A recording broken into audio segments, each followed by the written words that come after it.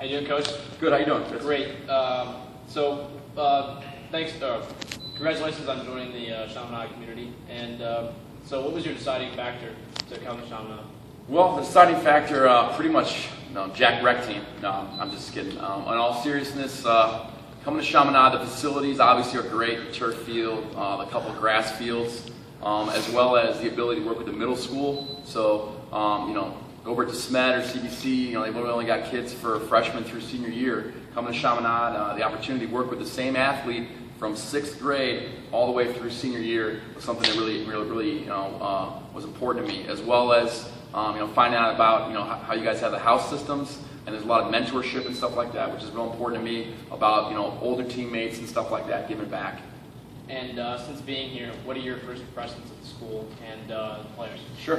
First impressions, obviously it's very red around here. We got some new helmets set up here for the next season for the high school players.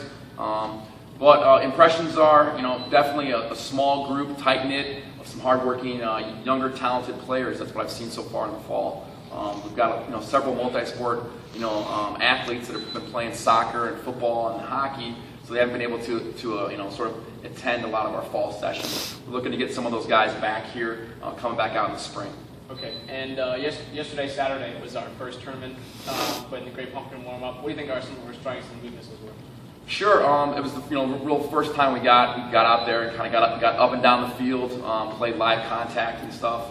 So a lot of good things. Like I said, very young, very talented. We saw great work out of some freshmen, sophomores, putting a big impact on the field. A couple of transfer students also made some big impact. Definitely great goaltending. Okay. Hopefully that'll be one of our big strengths. As far as some of the weaknesses, more of that's just from inexperience and not playing together. I hope we can correct some of those things. So some of our clearing game, some of just the settled offense is stuff that just having not gone through the reps, having not worked out in practice. But I'm very confident that during our chalk talks and film sessions in the preseason and going through the drills and kind of walk through, we'll definitely be ready for May.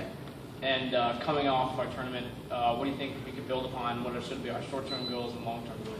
Definitely the short-term goals in the off-season. You want to get your stick work up, okay? Definitely kind of the finesse part of the game. We also want to get that kind of hard toughness, real grittiness in. So as a Coach Schaff, yep. Okay, we want to get guys in the weight room, okay? Definitely working to get physically stronger, maybe running some hills, getting out there doing some short sprints. So those are definitely some things. There's some opportunities to play some indoor lacrosse in a box league. That's definitely something to work on.